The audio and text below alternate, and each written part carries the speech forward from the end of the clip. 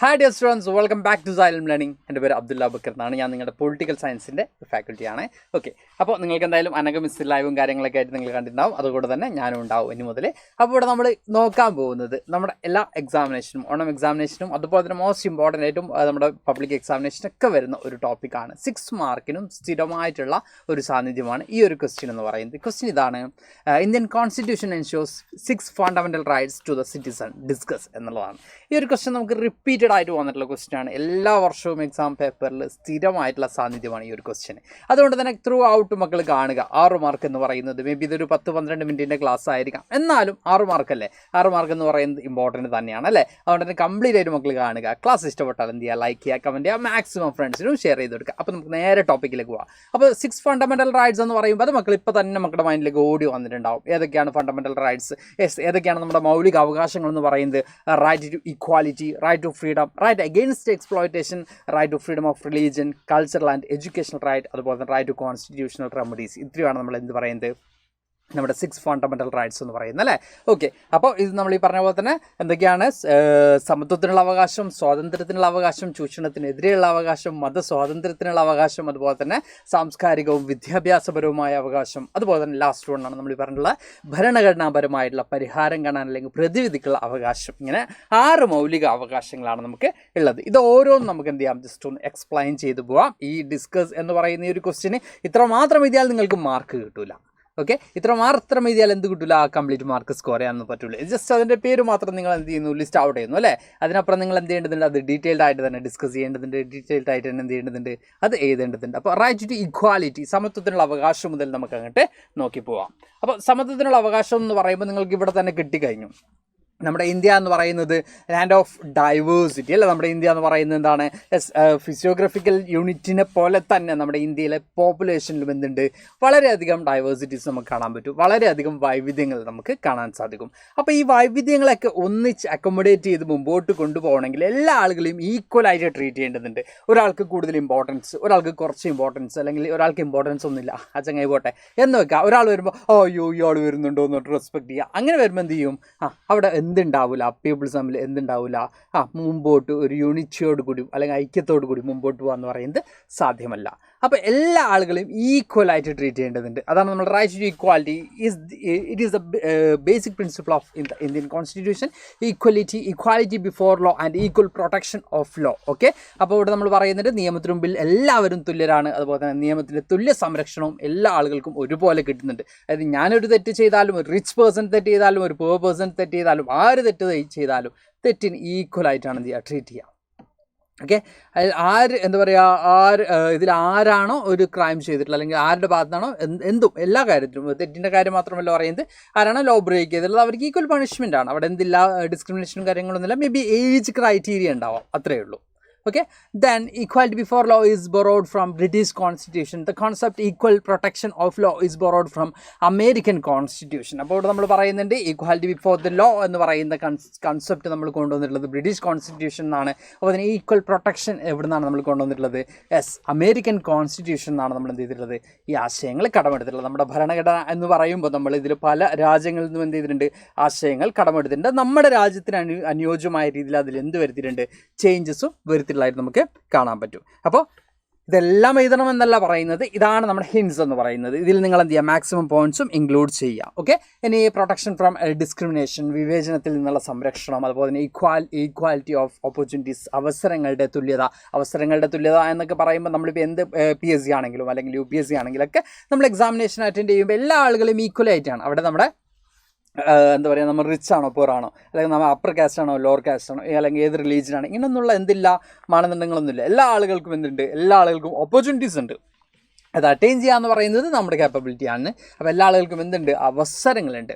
അപ്പോൾ അതിന് eradication of untouchability, തൊട്ടുകൂടായ്മയുടെ നിർമ്മാർജ്ജനം നമുക്ക് കാണാൻ പറ്റും. അതുപോലെ തന്നെ അബോളിഷൻ ഓഫ് ടൈറ്റിൽസ്, തലക്കെട്ടുകൾ നിർത്തലാക്കൽ. അതായത് ഓരോ പേരുകളും ഓരോ സ്ഥാനപ്പേരുകളും മാനെ എന്നൊക്കെ പറഞ്ഞ് അവർ റെസ്പെക്ട് ചെയ്യുന്ന രീതിയൊക്കെ പ്രീവിയസ് ഉണ്ടായിരുന്നെങ്കിൽ അതൊക്കെ എന്ത് ചെയ്തു, സ്റ്റോപ്പ് ചെയ്തു. അതൊക്കെ എന്ത് ചെയ്തു, നിർത്തലാക്കി, ബാൻ ചെയ്തു.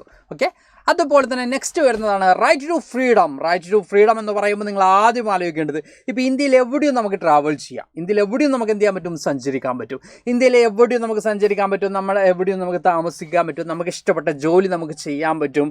അതുപോലെ തന്നെ നമുക്ക് കാണാൻ പറ്റുന്ന മറ്റൊരു കാര്യമാണെന്ത്, നമുക്ക് ഓർഗനൈസേഷൻസ് ഉണ്ടാക്കാം, അസംബ്ലി അല്ലെങ്കിൽ മീറ്റിംഗ്സ് കണ്ടക്ട് ചെയ്യാം. ഇങ്ങനെയൊക്കെയുള്ള റൈറ്റ് നമുക്കുണ്ട്. നമ്മുടെ ഒപ്പീനിയൻ എന്താണോ അത് എക്സ്പ്രസ് ചെയ്യാൻ പറ്റും. നമുക്ക് എന്തുണ്ട്, right to freedom of speech ഉണ്ട്. അങ്ങനെ എന്താ പറയുക, അങ്ങനെ കുറേ അധികം റൈറ്റ്സ് നമുക്ക് എന്തിൻ്റെ ഭാഗമായിട്ട് കിട്ടുന്നുണ്ട്, റൈറ്റ് ടു ഫ്രീഡത്തിൻ്റെ ഭാഗമായിട്ട് കിട്ടുന്നുണ്ട്. നമുക്ക് നോക്കാം. സ്വതന്ത്രം എന്ന ഇഷ്ടം പോലെ എന്തും ചെയ്യാനുള്ള അനുവാദമല്ല എന്നാണ് ഫസ്റ്റ് പറയുന്നത്. അതായത് സ്വാതന്ത്ര്യം എന്ന് പറയുമ്പോൾ എന്നാൽ പിന്നെ ഞാൻ എന്ത് ചെയ്യുക, അടുത്തുള്ളവനെ പോയിട്ട് ഒന്ന് രണ്ട് പൊട്ടിച്ചിട്ട് വരാം എന്നുള്ളതല്ല സ്വാതന്ത്ര്യം എന്ന് പറയുന്നത്. അല്ലെങ്കിൽ freedom does not mean the permission to do anything as one pleases. അപ്പോൾ എന്തും ചെയ്യാം എന്നുള്ളതല്ല എന്ത് പറയുന്നത്, സ്വാതന്ത്ര്യം എന്നതുകൊണ്ട് ഉദ്ദേശിക്കുന്നത്. ഓക്കെ, അപ്പോൾ മറ്റൊരാളുടെ അല്ലെങ്കിൽ മറ്റൊരു വ്യക്തിയുടെ എന്ത് ചെയ്യാൻ പാടില്ല, സ്വാതന്ത്ര്യത്തെ ഹനിക്കപ്പെടുന്ന രീതിയിൽ അല്ലെങ്കിൽ വ്രണപ്പെടുത്തുന്ന രീതിയിൽ ആവരുത് നമ്മുടെ സ്വാതന്ത്ര്യം എന്നുള്ളത് ഏറ്റവും ഇമ്പോർട്ടൻ്റ് ആയിട്ട് വരുന്ന കാര്യമാണ്. അതുപോലെ തന്നെ നമ്മളിവിടെ പറയുന്നുണ്ട് the most important fundamental right is the right to personal liberty. ഏറ്റവും പ്രധാനപ്പെട്ട മൗലികാവകാശം എന്ന് പറയുന്നത് വ്യക്തി സ്വാതന്ത്ര്യത്തിനുള്ള അവകാശമാണ് എന്ന് നമുക്ക് കാണാൻ സാധിക്കും. അതുപോലെ തന്നെ it can be considered as the backbone of all other fundamental rights. മറ്റെല്ലാ മൗലികാവകാശങ്ങളുടെയും ഒരു നട്ടെല്ലായിട്ടാണ് എന്ത് കൺസിഡർ ചെയ്യുന്നത്, റൈറ്റ് ടു ലിബർട്ടി. അപ്പോൾ ഫ്രീഡത്തിൻ്റെ ഭാഗമായിട്ടാണ് റൈറ്റ് ടു ലിബർട്ടി നമുക്ക് കൺസിഡർ ചെയ്യാൻ പറ്റും.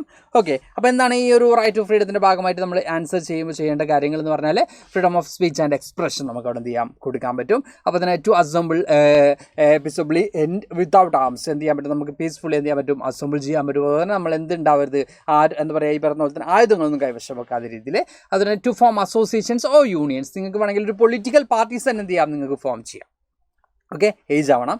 Then to move freely throughout the territory of India. ഇന്ത്യയിൽ എവിടെയും പോകാം, നമ്മൾ തമിഴ്നാട്ടിൽ പോകാം, നമ്മുടെ നാട്ടിൽ ആരൊക്കെ വരുന്നുണ്ട്, ആ തമിഴ്നാട്ടിൽ നിന്നും അതുപോലെ തന്നെ എന്താ പറയുക മറ്റു പല പ്രദേശങ്ങളിൽ നിന്നൊക്കെ നമ്മൾ ഇന്ത്യക്കാർ പയ്യന്മാരെന്നൊക്കെ പറയും. എല്ലാ ആളുകൾക്കും എവിടെയും എന്ത് ചെയ്യാം, വർക്ക് ചെയ്യാം. നമ്മൾ അവരെ കാണുമ്പോൾ അയ്യോ ഇവരെന്ത് ഇവിടെ ഒന്നും വിചാരിക്കേണ്ട ആവശ്യമില്ല. എല്ലാ ആളുകൾക്കും എവിടെയും ഇന്ത്യയിൽ എന്ത് ചെയ്യാം, ട്രാവൽ ചെയ്യാം, വർക്ക് ചെയ്യാനൊക്കെ എന്തുണ്ട്, അവസരങ്ങളുണ്ട്. Then to reside and settle any part of India. ഇന്ത്യയിൽ എവിടെയും എന്ത് ചെയ്യാൻ പറ്റും, താമസിക്കാൻ സാധിക്കും. അതുപോലെ തന്നെ ഏത് പ്രൊഫഷനും എന്ത് ചെയ്യാൻ പറ്റും, അല്ലെങ്കിൽ ഏത് ഒക്യുപ്പേഷനും നമുക്ക് എന്ത് ചെയ്യാൻ പറ്റും, ചൂസ് ചെയ്യാൻ പറ്റും. ഇതൊക്കെ എന്തിൻ്റെ ഭാഗമായിട്ട് വരുന്നതാണ്, റൈറ്റ് ടു ഫ്രീഡത്തിൻ്റെ ഭാഗമായിട്ട് വരുന്നതാണ്, സ്വാതന്ത്ര്യത്തിനുള്ള അവകാശത്തിൻ്റെ ഭാഗമായിട്ട് വരുന്നതാണ്. റൈറ്റ് അഗെയിൻസ്റ്റ് എക്സ്പ്ലോയിറ്റേഷൻ, ചൂഷണത്തിനെതിരെയുള്ള അവകാശമാണ് അടുത്ത് നമ്മൾ നോക്കുന്നത്.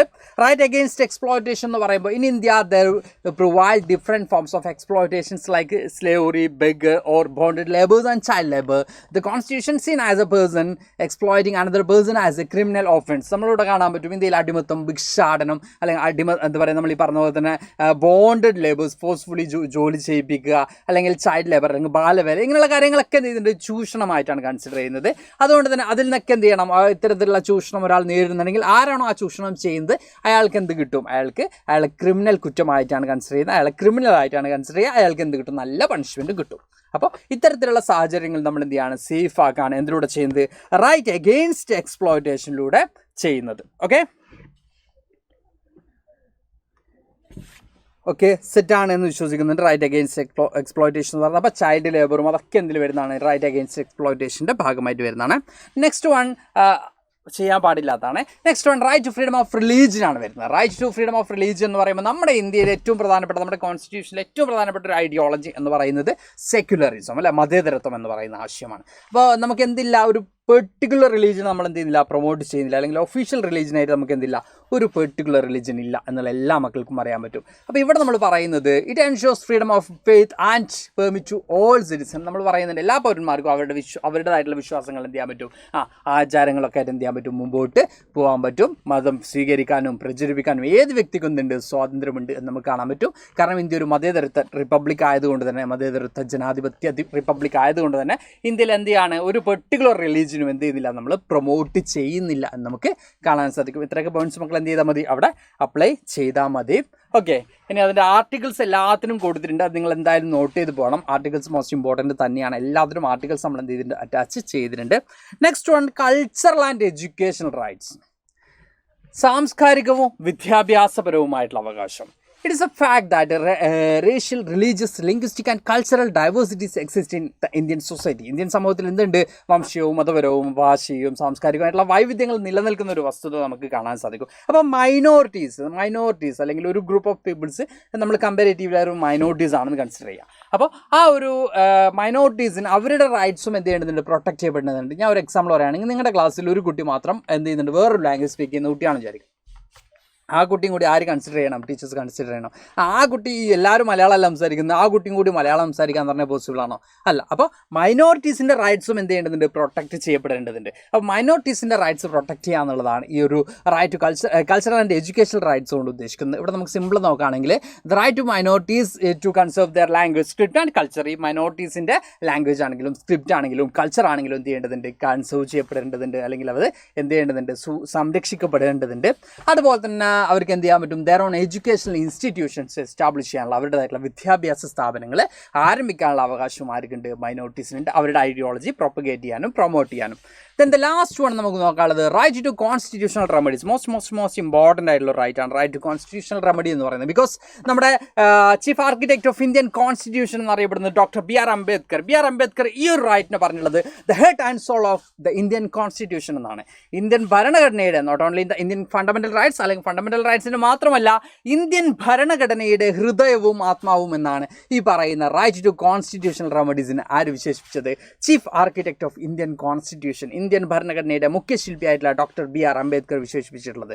അതുകൊണ്ട് തന്നെ ഈ റൈറ്റിലെ പ്രത്യേകത എന്താണെന്ന് നോക്കുക. അപ്പോൾ നമ്മളുടെ പറഞ്ഞ പോലെ തന്നെ ഹൃദയവും ആത്മാവുമായിട്ടാണ് കണക്കാക്കിയെന്ന് നമ്മൾ പറഞ്ഞു. ഇനി ഭരണഘടനാപരമായിട്ടുള്ള പരിഹാരങ്ങൾക്ക് അവകാശം, എല്ലാ വ്യക്തികൾക്കും മൗലികാവകാശങ്ങൾ ഉറപ്പ് വരുത്തുക എന്നുള്ളതാണ് നമ്മൾ എന്തുകൊണ്ട് ഉദ്ദേശിക്കുന്നത്? റൈറ്റ് ടു കോൺസ്റ്റിറ്റ്യൂഷണൽ റെമഡീസ് എന്നുകൊണ്ട് ഉദ്ദേശിക്കുന്നത്. അപ്പോൾ ഏതെങ്കിലും റൈറ്റ് നമുക്ക് ഡിനൈ ചെയ്യപ്പെടുകയാണെങ്കിൽ, ഏതെങ്കിലും ഫണ്ടമെന്റൽ റൈറ്റ്സ് നമുക്ക് നിഷേധിക്കപ്പെടുകയാണെങ്കിൽ നമുക്ക് എന്ത് ചെയ്യാം? നേരെ എങ്ങോട്ട് പോവാം? കോർട്ടിലേക്ക് പോവാം. അപ്പോൾ ഏതെങ്കിലും മൗലികാവകാശം ലംഘിക്കപ്പെട്ടാൽ പൗരന്മാർക്ക് അത് ലഭിക്കാൻ ഹൈക്കോടതിയോ സുപ്രീം കോടതിയോ സമീപിക്കാം എന്നുള്ളതാണ് എന്തുകൊണ്ട് ഉദ്ദേശിക്കുന്നത്? റൈറ്റ് ടു കോൺസ്റ്റിറ്റ്യൂഷണൽ റെമഡീസ് എന്നുകൊണ്ട് ഉദ്ദേശിക്കുന്നത് റിട്ട് അധികാരം, കോടതികൾക്കുള്ള റിട്ട് അധികാരം ഈ പറയുന്ന ആർട്ടിക്കിൾ 32ൻ്റെ ഭാഗമായിട്ട് തന്നെ വരുന്നതാണ്. സുപ്രീം കോടതിക്ക് ആർട്ടിക്കിൾ 32 പ്രകാരം 226 ആർട്ടിക്കിൾ പ്രകാരം ഹൈക്കോടതിക്കും എന്തിനുള്ള റൈറ്റ് ഉണ്ട്? റിട്ട് പുറപ്പെടുവിക്കാനുള്ള റൈറ്റ് നമുക്ക് കാണാൻ സാധിക്കും. റിട്ടുകൾ ഏതൊക്കെയാണ് എന്നൊരു ചോദ്യം വന്നാലും മക്കൾക്ക് ഇവിടെ തന്നെ ഞാൻ പറയാം. മക്കൾക്ക് അറിയുന്നതാണ്, എല്ലാവർക്കും അറിയുന്നതാണ് അല്ലേ. ഹേബിയസ് കോർപ്പസ് ഉണ്ട്, സെർഷ്യോറി ഉണ്ട്, പ്രോഹിബിഷൻ ഉണ്ട്, കോവാറൻഡോ ഉണ്ട് അല്ലേ. ഇങ്ങനെ എന്തുണ്ട്? മാൻഡമസ്. ഇങ്ങനെ 5 റിട്ടുകളാണ് നിങ്ങൾക്ക് എന്ത് ചെയ്യാനുള്ളത്? പഠിക്കാനുള്ളത്. അപ്പോൾ എല്ലാവർക്കും ഈ ഒരു ക്ലാസ് കംപ്ലീറ്റ് ആയിട്ട് കാണുക. കണ്ടിട്ടുണ്ടാവുമെന്ന് വിശ്വസിക്കുന്നുണ്ട്, എന്നാലും ഞാൻ ഈ പറഞ്ഞ് കേട്ടിട്ടുണ്ടാവുള്ളൂ. ഓക്കെ, അപ്പോൾ ഈ ഒരു ഭാഗം മോസ്റ്റ് ഇമ്പോർട്ടൻ്റ് ആണ്. അപ്പോൾ എല്ലാവരും എന്ത് ചെയ്യുക? അടിപൊളിയായിട്ട് എക്സാം എഴുതുക. ഇങ്ങനെയുള്ള വീഡിയോസ് ആയിട്ട് നമ്മുടെ എൻറ്റയർ ടീം നിങ്ങളുടെ മുമ്പിലേക്ക് വരുന്നുണ്ട്. അപ്പോൾ എന്തായാലും നമുക്ക് അടുത്ത ക്ലാസ് വീണ്ടും കാണാം മക്കളെ. Thank you all. ബൈ.